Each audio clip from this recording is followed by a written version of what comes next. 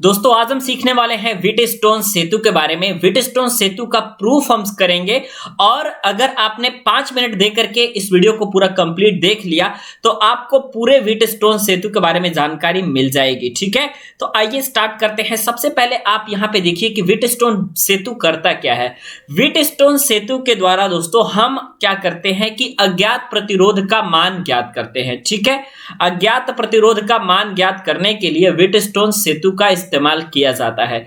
इसके कॉम्बिनेशन में हम 4 प्रतिरोध P, Q, R तथा S इस्तेमाल में लेते हैं और आपको देखना है कि एक धारामापी हमने कनेक्ट किया है B तथा D टर्मिनल के बीच में। धारामापी आप लोग को क्या करेगा कि धारा की मैग्नीट्यूड को भी बताएगा, इसके अलावा डायरेक्शन को भी बताएगा। ठीक है, आप यहाँ पे देख रहे हैं कि धारामापी जो है आपका, इसमें फ्लो होने वाला करंट को हमने IG से प्रदर्शित किया है। इसके अलावा हमने यहाँ पे एक बैटरी लगा दी है और इसके अलावा हमने यहाँ पे एक कुंजी लगा दी है K।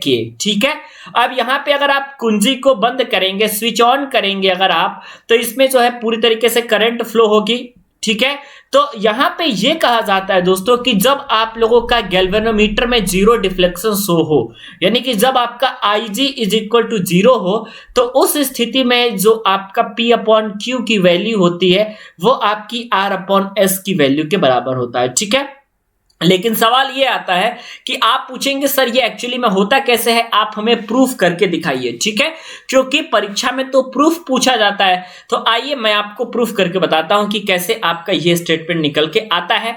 तो शुरू से प्रूफ करेंगे, लेकिन हमेशा आप याद रखिएगा कि P upon Q is equal to R upon S का जो रेशियो होता है वो तभी होता है जब आपका धारामापी में आपका जीरो डिफ्लेक्शन शो हो, तो उस स्थिति में आपका जो है ये अनुपात बराबर होता है आप लोगों के अपोजिट साइड के रेजिस्टेंसेस के।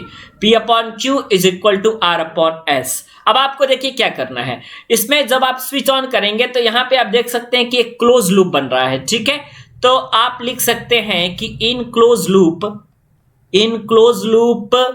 A में। ठीक है, ABDA ये एक आपका क्लोज लूप बन रहा है। अब इस क्लोज लूप में आपको क्या कर सकता है कि आपको KVL अप्लाई करना है। तो आपने क्या किया कि अप्लाई KVL आपने अप्लाई किया।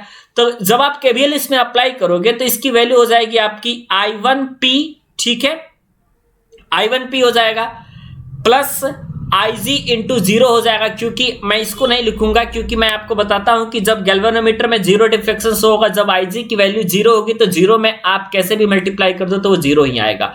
फिर अगर आप यहां पे आते हो R वाले रेजिस्टेंस के पास, तो आप देख रहे हो कि यहां पे धारा की डायरेक्शन अपोजिट है। ठीक है, तो जब धारा की डायरेक्शन आप यहां से देख रहे हो कि अपोजिट है, तो I1P माइनस में I2R इज इक्वल टू 0 यहां पे हो जाएगा। ठीक है, तो ये आपका पहला क्लोज लूप सॉल्व हो चुका है। ठीक है, तो अब आपको क्या करना है कि I1P minus I2R is equal to 0 है, तो आप इसको एक तरीके से और लिख सकते हो कि I1P is equal to I2R, ये आप लिख सकते हो, इसको इक्वेशन 1 बना लो। ठीक है, अब आप देख रहे हो कि ये जो Q वाला प्रतिरोध आपके पास दिख रहा है, इसमें I1 minus IG current flow हो रही है, क्योंकि यहां से तो आपकी I1 करंट आई, इसमें कोई दिक्कत नहीं है, लेकिन कुछ करंट आपकी इस गैल्वेनोमीटर से होकर के भी फ्लो करेगी जो कि वैल्यू IG होगा।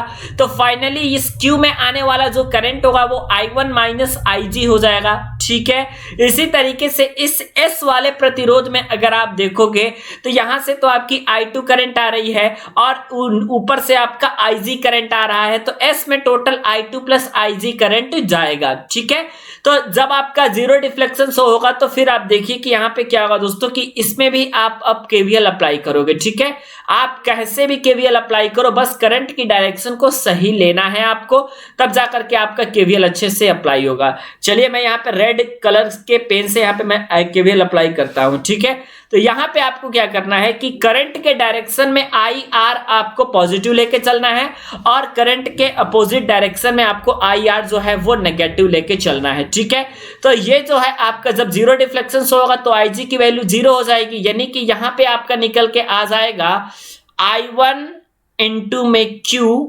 ठीक है, I1 इंटू में Q और उसके बाद माइनस में आपके पास निकल के आ जाएगा I2 इंटू में S। इज इक्वल टू 0, क्योंकि यहां पे आप देख रहे हो कि ये आपका करंट के डायरेक्शन में है, तो I1 इंटू क्यू आपने लिया।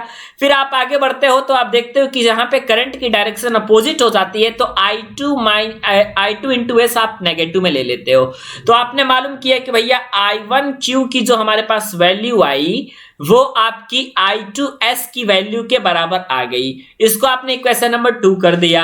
अब आप एक काम कर सकते हो कि समीकरण 1 भगे समीकरण 2 कर दो, यानी समीकरण 1 और समीकरण 2 को आपस में डिवाइड करने पे, विभाजित करने पे, जब आप इसको विभाजित करोगे तो I1P अपॉन में I1Q is equal to I2R upon में I2S निकल के आ जाएगा।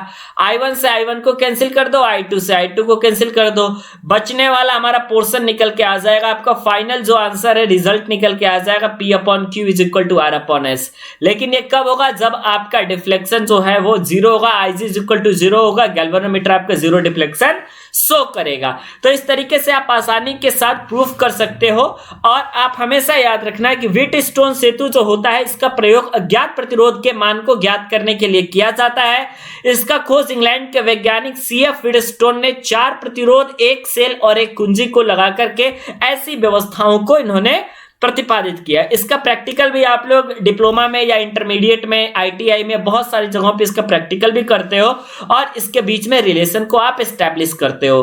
तो मुझे उम्मीद है कि इस वीडियो के माध्यम से आपको बहुत सारी चीजें समझ में आई होंगी। चीजें समझ में आती है तो वीडियो पे एक लाइक जरूर दे दीजिएगा और चैनल पे नए हैं तो चैनल को सब्सक्राइब कर लीजिएगा।